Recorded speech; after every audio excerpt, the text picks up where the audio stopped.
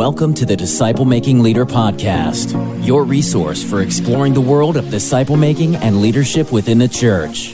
Discover Jesus' strategy for raising up leaders, growing the church, and multiplying a movement. Let's jump into today's episode and explore the power of a disciple making leader. All right, well, welcome to the Disciple Making Leaders Podcast, and my name is Glenn Underhill. I am the Executive Director of Disciple First Ministries. We are a ministry really that exists to help equip and empower ministry leaders to make and multiply disciples like Jesus, and I am so excited about this because this is a question that we talk a lot about, this whole idea of a disciple-making leader. I have here with me our president, Craig Etheridge. So, Craig, you might want to pop up real quick. Hey. Oh, it's so good to hear your... Brother, it's great to hang out with you, man. And we get to hang out all the time, so this is fun. We're hanging out, we're chilling in the podcast. Yep. Man, you got the headphones on. You're looking so professional. Well, thank you. I appreciate that. You as well. Kudos to you. Brother. So I can't say enough how much the honor I feel being just around you. Oh yeah, whatever. We're having a good time though, and what a great topic. You know? I mean, right.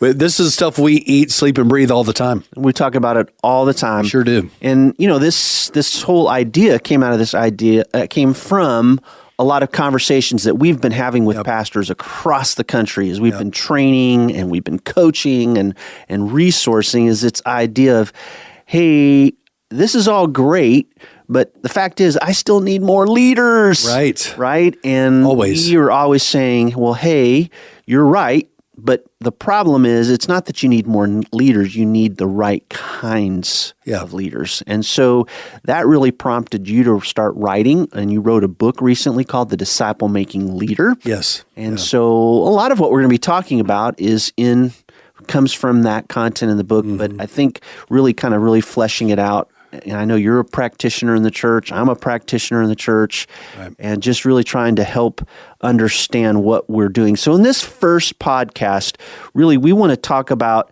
what is a disciple-making leader, and how does this kind of leader really make all the difference in the church.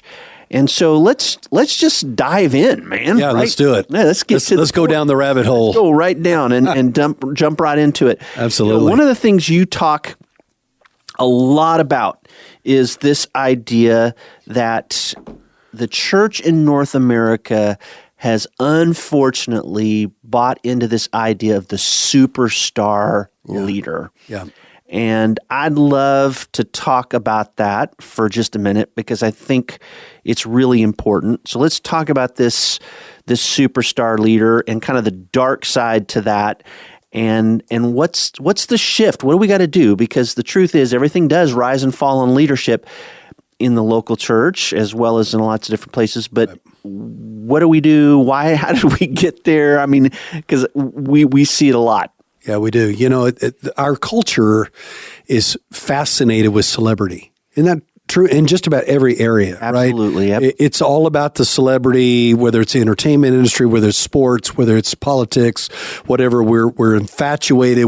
We gravitate to the celebrity leader, the charismatic leader, the talented person. They are the shiny object that everybody is moved toward and focused on. And the same thing is happening in the church. You know, the church has really bought into this very same thing. I think this is really where the culture is invading the church more than the church invading the culture. And so we are fixated then on the celebrity pastor, the celebrity worship pastor, the celebrity youth guy, or whatever the case may be, this superstar. The superstar is the charismatic person. They're the talented person. They're great at drawing a crowd. They are winsome and charismatic in many ways, and super talented in many ways. But there's a dark side to that. Yes, absolutely. And you and I have seen it. Yep. And I think there are a lot of reasons, because a lot of people say, well, Craig, what's wrong? What's wrong with having a dynamic preacher, right? Or a great worship pastor? There's nothing wrong with that. I'm not saying that if you're talented, you're doing something wrong. Right. That's not what I'm saying. But what I am saying is that if your ministry is built on these superstars, then these superstars can rise your level of ministry, or raise your level of ministry, right, to a certain degree. But when the superstar leaves, then you're right back down to where you were before, right? Because you're looking for another superstar. There are only a few superstars out there, right? I mean, like in any sport, we were just talking about baseball, right, the other day. Because it's opening day. Woo! Go Cubs. And so, that's right. So it's opening day. And you think about how many people are down in the farm leagues, right, that are very capable, but they never hit the superstar status, even though they're very, very good at their game. You could say that about just about anything. And so when the superstar is there, man, everything's great, everything's wonderful. Then the superstar leaves, and all of a sudden you got this big down again. Oh no, we got to find us another superstar. So you end up hopping from superstar to superstar to even keep your ministry going. Once you go down that road, it's hard to sustain that long term, right? Right. Because they're not raising up people around them. No, that's the big problem. Why is that? Yeah, because they're focused on their own talent. I've literally had people say, nobody can do what I do. Nobody has the magic dust that I have. Or just the opposite sometimes happens is there's no way I can be like that person. Yeah, that's on the other side of it, right? Right. Yeah. So I can't be like them. I mean, they're super great at that. They're super talented. And so whatever the case may be, you're dependent only on this one person. They're what I call in the book, the genius with 1,000 helpers. That comes from Jim Collins' book, Good to Great. But that happens in the church. And so you've got you're now hopping from superstar to superstar. And if you sell your soul to that as a church leader, then you're never raising up people around you. You're just always waiting for the next one. So you're getting on churchstaffing.com and you're getting on and you're trying to find the superstar that left one team to jump on your team. Right. And you're not growing your own leaders. So long term, it really hurts you. I mean, you've seen this in your own ministry. Yes, absolutely. And how do you see that playing out? Well, I mean, you do. You have an opening, or there's something that comes up. You're going right to these, sometimes to these headhunters and organizations, and or looking at from friends and things that you have down that you've had, and trying to bring in something that's newer or fresher, but is very appealing, right? Sure. And rather than just being focused on, hey, if we're really cultivating an intentional disciple-making culture and really having a pipeline for moving people through that pathway and then ultimately up a pipeline, right, we should be really bringing them from within because they carry the DNA. Yes. And I've seen out of my own experience what happens is oftentimes you make a hire that's a superstar and they don't carry the DNA. Everybody likes them, but ultimately you can impact the DNA in a very negative way. And then you start having, some portions of your ministry are going in the right directions, and the other ones that are led by your superstars are going in a totally different direction than where you're ultimately wanting to go as a church. And I've seen it time and time again, and especially with churches that I'm coaching and consulting with, is this dynamic. It happens a lot. And the superstar, not only is it difficult because they may bounce. And usually they do. They'll stay for a little while, then they're going to bounce on to the next thing. But many times, because they're not developing leaders, because they don't think anybody can do what they do, they tend to kind of become a kingdom to themselves. They're feeding their own thing. They're not really thinking about the whole team, and can very easily twist off and can even turn against the leadership of the church, because they're just mostly focused on their department or their thing or their personality they're following, and not necessarily the health of the whole church as a whole. Right. And I think that can be very dangerous as well. Yeah, because we start thinking about just my particular area, not the mission as a whole. Right. And people see a superstar and they go, well, I can never get to that, so it almost suppresses people from joining up and being a part. Whereas the other kind of leader is going to aggregate more people around them. Right. So I guess my point is that we're so given to celebrity and trying to land these superstars. We're not really raising up the cadre of leaders and filling the pipeline that you're talking about from within. And so our churches are not being very effective in raising up the next generation of leaders. And isn't it interesting when you look at the life of Jesus? And let's go back to Jesus, because this is where it all. I mean, Jesus did not call superstars, in a sense, to follow. I mean, they were just ordinary. Yeah. Everyday average fishermen and zealots, I guess, and others that he called to himself. But there wasn't a superstar that I can think of on that team. No, you're exactly right. In fact, we go to some churches and they have these massive icons of the apostles, right? Right. I think they would be blown away if they actually saw that, because these guys were actually passed over. That from the preschool they would learn the basics of the Torah. Then, if they really had intellectual acumen or academic prowess, they could move to the next level. But if you were around 15 or so, and you only a handful would be selected to follow a rabbi, everybody else goes back to work at their dad's job. Yep. And we know that Jesus went and picked these guys up that were working in their father's business. Yep. Not a single one of them was being trained to be a rabbi. Every one of these guys have been passed over. You think about that. He wasn't picking the pick of the litter here. Right. He was choosing the leftovers. He were the passed over ones to be his disciples. And I think, when you fixate on the superstar, man, you're missing out on all these great leaders that have tremendous potential. Yeah. Yeah. And that's why I always like to go back to Jesus and say, what was Jesus really doing? How did he approach it? What was he doing? And you do not see that in Jesus's model at all. Picking superstars, he just was going after people who really who really were available and faithful and teachable and responsive, and then he began to raise them up, and then because they were Spirit empowered, the Spirit did it in them and through them, and it changed the world. So let's talk a little bit. Let's even take a little bit further. So we know that there's a real danger in this superstar mentality and even going after the superstar.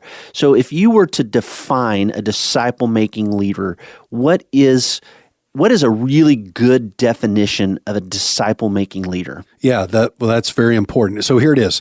A disciple-making leader is one who leads out of the overflow of his walk with Christ and intentionally invests in others to produce genuine disciples and ministry leaders who will multiply the movement. Yeah. Okay, so that's kind of a pregnant statement. There's a lot of pieces to it. Yeah, absolutely. But there's some very key pieces in it. Very key pieces. For example, he leads out of the overflow.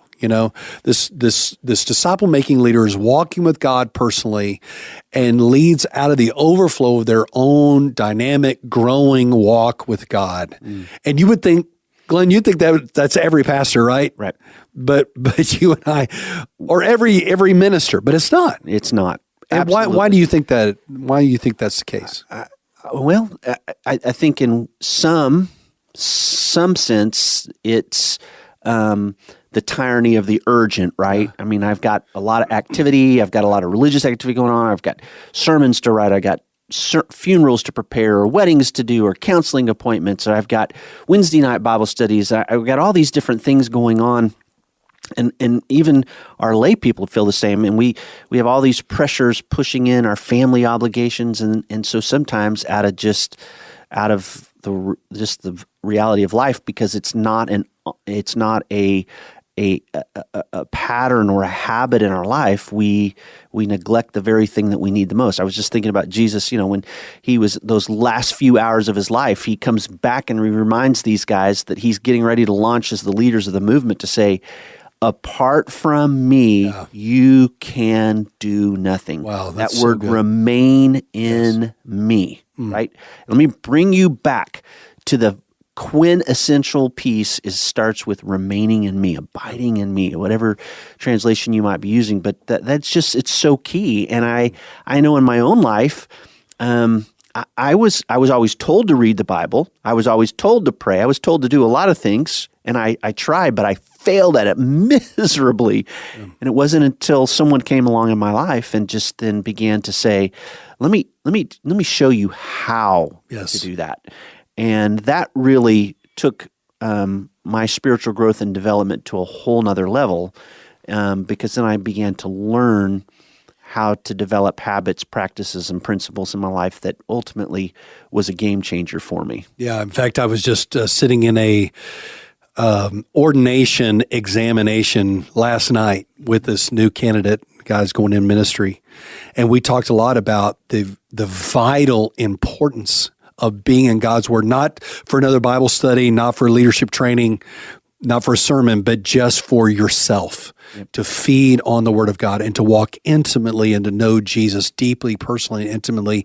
This is the core of ministry. Mm. And many times I can get really good at singing or producing or leading or speaking or whatever the case may be. How many times do you and I know? Right. We could call names of guys that on the platform are stellar, but in the prayer closet, in their quiet moments, they're eroding on the inside. Yeah. And so what we're saying is a disciple-making leader, first and foremost, is someone who is a disciple who's walking deeply with Jesus, drinking from the well of Jesus, abiding in Jesus on a regular basis. And out of the overflow of that now, he's going to do the next thing, which is to intentionally invest in others. Mm-hmm.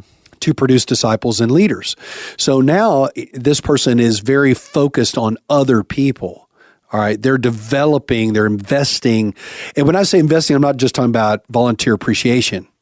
Right. I mean, that's important, but that's not what I'm talking about. No. Yeah, or even investing. And again, do we need to be investing in leadership development? Absolutely, because the latter part of the last 6 months of his ministry was focused on leadership development, right? Not so much on the disciple-making piece, but on the development piece of their leadership. But I think, yes, absolutely, investing our life in a few. I mean, oftentimes we talk about Paul and his teaching and Jesus and his teaching, but if you really look deep into their life, what you see are two men that were focused on investing their life in a handful of people who then would go on and reproduce that in others, and then those in others, and then others and others, and so on and so forth. Ministry can be lonely. Now more than ever, pastors are feeling the pressure of raising expectations among their members. Pastors are expected to be stellar preachers, effective evangelists, thoughtful counselors, courageous change agents, astute business managers, all the while steering the church to accomplish its mission. And all of this can be overwhelming at times. Wouldn't it be great to have someone in your corner, someone who understands what you're facing and can help you make the wise decisions that lead the church to make disciples of all nations? Disciple First is here to help. We can provide you with personalized coaching that will help you develop and sustain a healthy movement of multiplying disciples. Our coaching includes a free evaluation to identify your church's health and your current sticking points, also a roadmap for sustained health, and a team of proven leaders that will give you customized counsel to help you move forward. Listen, you don't have to be alone in ministry. Let's start talking today. For more information and a free ministry evaluation, go to disciplefirst.com/coaching. That's disciplefirst.com/coaching. You know, I was saying just recently when you and I were talking about the Apostle Paul, you know, in his last letter, in his last moments of his last letter, he's listing off 21 names of his guys. Yeah. These are the ones that are going to carry on. He knows he's going to die. That's right. And he's at peace. He said, I've run my race. I've kept the faith. Because he knows that those he discipled are going to carry on the work. And I wonder if those listening, you know, to this podcast, if your ministry was done today, would your influence continue? through the lives of others? Or would it just be done? And if it's a superstar leader, it's over. I mean, what you gave. Nobody else can do what you do. Your season is done. But if you're a disciple-making leader, you're investing intentionally in the lives of others, and now they are carrying the torch. That's right. And that is, a disciple-making leader works on that. They're fixated on that. They're constantly filling their pipeline with leaders they're training and developing, not only as leaders, but as followers of Jesus. Yep.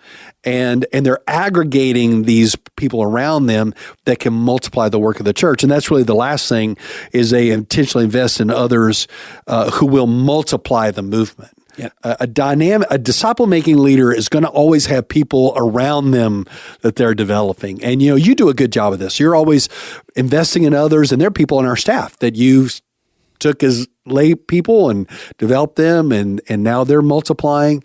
And that's what a disciple-making leader does, and that's what we really, really need. It's interesting. The man that really invested a lot in you and invested a lot in me used to always say this to me, and I'm sure he said it to you a lot as well, but he was always saying, Glenn, your focus should never be just on making disciples.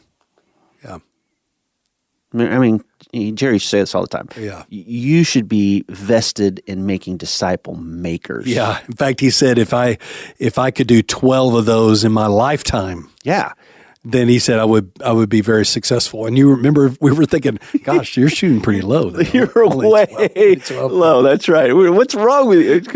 Dream big, right? Go big or go home. But, I think about the wisdom of him and his life and how he poured into us a lot. Mm-hmm. And I think about that often is, I don't want to just make disciples. I want to be about the business of making disciple makers who will change the world, because they're bought into this idea and know how to, not only bought into it, but then they know how to and are out doing it. They're out doing the very same thing, and they're replicating their lives in the lives of others. And if God were to only give me 12, but I knew those 12, then they're 12, and those 12 were to carry on for a lifetime, I would go in great peace no doubt. To heaven, knowing that God's doing a kingdom movement thing in the lives of others. Glenn, I think about a very secular example of this is like coaching, right? You have some really great coaches. Yep. But then you have other coaches that have a coaching tree. Yeah. And they raise up other coaches that raise up other coaches. And we celebrate that coach that has this coaching tree, right? In fact, they'll even ask, well, where are you in the coaching tree of so-and-so, and there's some value in that, but yet we have church leaders that don't understand that. Yep. And what is interesting is that some of those coaches that have these massive coaching trees are at some very small, they're not at their, these top huge, massive schools, right? But they're just doing their job, and they're loving on their kids and pouring their life into and raising them up, helping them to be good men and women. But then they're also raising up these coaches who go on to bigger and better programs, right? That's right. But they're content with just doing what they're doing because they understand the value of what it brings and the change that it brings. And I think that's got to be pretty satisfying. Oh, it has to be. And when they die, their influence still carries on. Absolutely. Through these other coaches and through those that they coach, and on and on and on. And that's what it is with the disciple-making leader. They're so focused on investing in others spiritually and in leadership that they raise them up, and they get great joy and satisfaction, right, in seeing their wins and their accomplishments, not just their own. And that is a big pivot point. And I'm telling you, Glenn, you and I both know this, that there are not a whole lot of those guys, those disciple-making. We need more disciple-making leaders, not just relying on the next superstar to come into our ministry. So how would you we've talked a lot about the superstar, and that's not this really the model that we should be emulating. We've talked about what a disciple-making leader is. We've kind of defined it. So let's contrast between maybe like a superstar and a disciple-making leader. Kind of compare and contrast a little bit for me here. Let's play this back and forth. So like a superstar really longs to be known. They really like the credit. They want people to pat them on the back. They want the attention. A disciple-making leader really just wants to be faithful. They're not really that motivated by the attention that they get. And they may get some attention, but that's not the driving force. Another one is a superstar really focuses on the results of their ministry, but the disciple-making leader is really focused on the relationships that they've developed and the people that they're cultivating and developing in their ministry. Superstar gets real joy in their own accomplishments, but the disciple-making leader really finds joy in the accomplishments of those that they've invested in. They're just so happy and proud, of the people that they've invested in that are going on to do great things. The superstar wants to be served. The disciple-making leader wants to serve others. The superstar it's my ministry. Very focused on what my deal is and how my ministry is going. The disciple-making leader is all about our ministry and how we're doing this together and how am I benefiting everyone around me. And one more, superstar, as we said earlier, their impact really dies with them. But the disciple-making leader, their impact lives on in those that they've discipled and invested. So I think when you look at these two, you begin to sniff out, and this is a superstar mentality or this is a disciple-making leader mentality. And they're very two different kind of philosophies of ministry. Yep, absolutely. And I look at, again, let's go back to Jesus. And as I look at him and I kind of watch, excuse me, as I kind of watch his life play out, Jesus was anything but a superstar. And he should be, right? And he should be. In fact, the musical says Jesus Christ Superstar, right? And he was always trying. If anybody was going to be a superstar. And as his fame was even beginning, his popularity was building, he was often trying to move away from that. Right? Yeah. But again, because of the fascinations of the crowd, hey, we want to try to whip all this in. And I think even the disciples were like, hey, we've hit the jackpot. No doubt. But Jesus was always, kind of reminding them that's not. Yeah, that's not what I've come. That's not why we're here. And that's not at all what I'm trying to do. Yeah. And I think about, Paul. I mean, a guy falls out of a window while Paul's teaching. I'm wondering how great a teacher he must have been. That gives me some comfort, right? I mean, if people fall asleep, right? At least they're not falling out of the window. and I wonder, what dynamic, preaching abilities did he have? It was probably a great expositor, but I don't know. I know we're kind of playing around, but they don't seem like the most like what I think we sometimes maybe fashion them in our mind as these super charismatic. And I'm not saying that Jesus didn't have charisma or that Paul maybe didn't have a little charisma, but I don't know if they would be what we were necessarily looking for just in the way they lived their lives, the way they went about their normal everyday business or how they promoted themselves. I mean, I see it very differently than that, but they went about and were very focused on a mission. Yes. And really about, as we talked about, that definition of a disciple-making leader, that was who they were to perfection.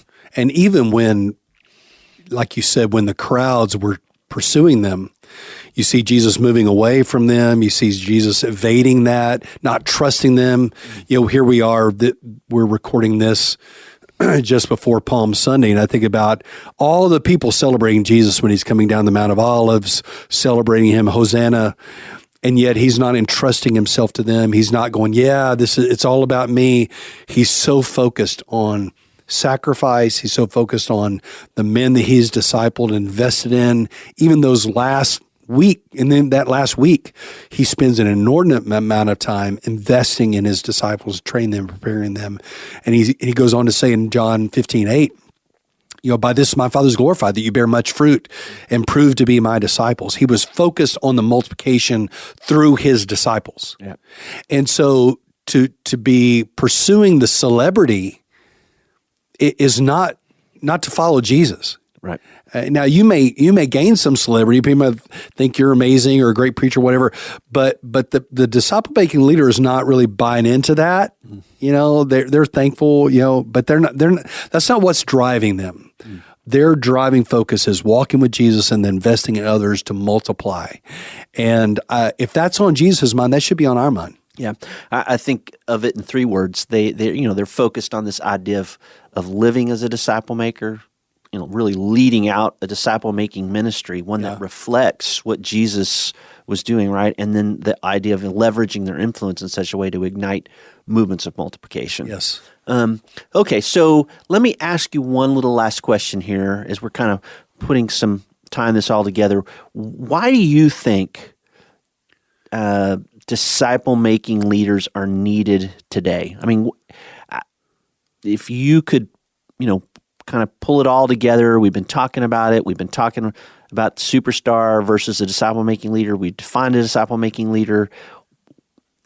If you could drill it down with me, Craig, in just a real simple but very, profound way, like you're really good at doing.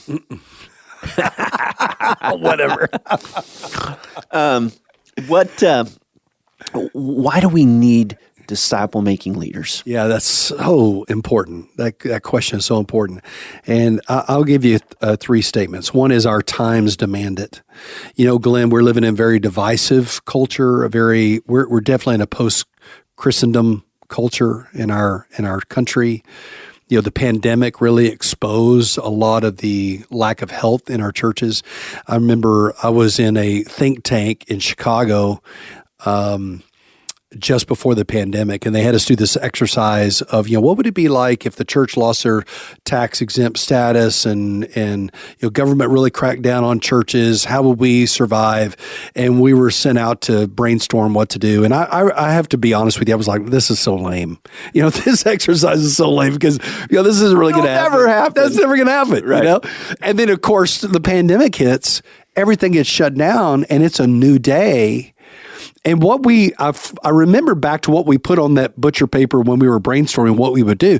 We said we would have to disciple enough leaders that they would know how to multiply themselves without us having to tell them how to do it. We would have to have an underground movement that is not dependent on facilities or programs or personalities, but on these leaders that have trained up to multiply themselves. That's the only way that would work. And I remember thinking when the pandemic hit, we are woefully unprepared for that. The celebrity cannot prepare you for that.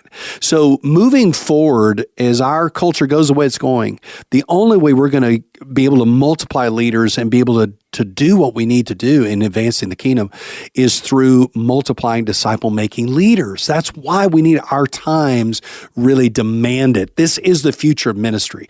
The future is not going to be the celebrity. The future is going to be this unseen, multiplying leaders that are undercover making this happen.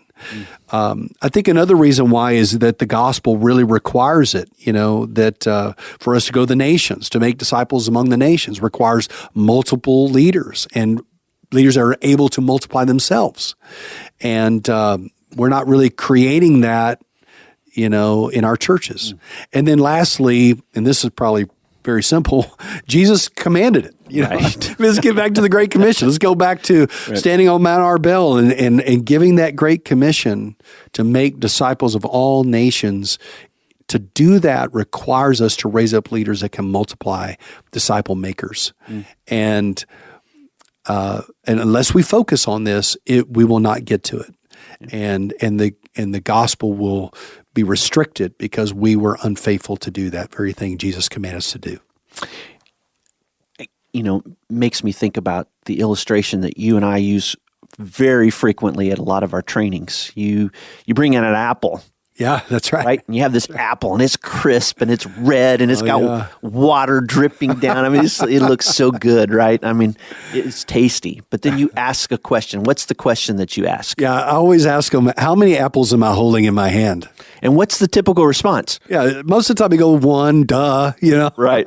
Whatever. They'll roll their eyes. And then I'll just not respond, and there'll be a little hush, and then you'll hear this, oh, wait a minute. There are seeds in that apple, right? And if you plant those seeds, and you become multiple apple trees, and then somebody will usually at the back of the room say an infinity number of apples, right? And that's really true. This apple represents the potential in every one of us as leaders, right? We can consume the apple. And it can be good, and we can just live our life for ourselves, right? And let our ministry be about us and what we get from it, and we can kind of consume it as a way that we have identity in ourselves, and then it's over, right? Or we can take those seeds of the gospel and we can plant them in disciples, and we can encourage them to do the same thing, and we can have an orchard of apple trees that are constantly producing more and more and more leaders that will scatter all across our country, all around the world. That this is what Jesus has called us to do. This is the ministry. And this is the potential, latent potential in every leader and every disciple-making leader. Yeah, I love that. So, this first session of our podcast really was all about just setting up this idea that there has to be a change in the church.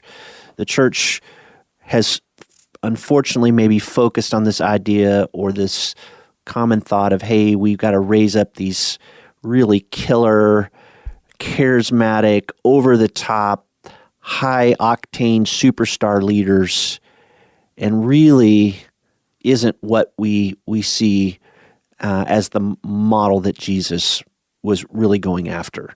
And so we've talked a little bit about what a disciple-making leader looks like. We've defined that. And so in our next several sessions, in our next several podcasts, we're going to really get down to the brass tacks, kind of down into some of the practical ways this really begins to play out. And so, again, we just want to tell you how grateful we are. We hope this podcast has been super helpful, and remind you that we do have a book. It's on our website. It's called The Disciple Making Leader.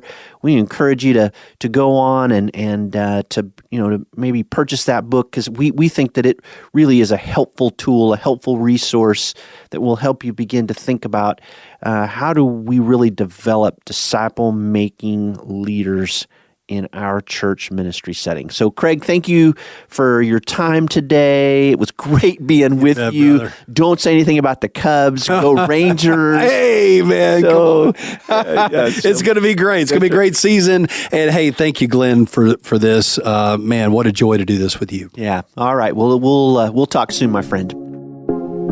Thank you for listening to the Disciple Making Leader podcast, brought to you by Disciple First. We hope today's episode has been both helpful and challenging in your journey to becoming a disciple-making leader. Don't forget to hit the subscribe button to make sure you hear the next episode. And if you have a moment, we'd love to hear your thoughts. Leave a review and share this podcast with your friends. Until next time, keep making Jesus the model for your life and ministry.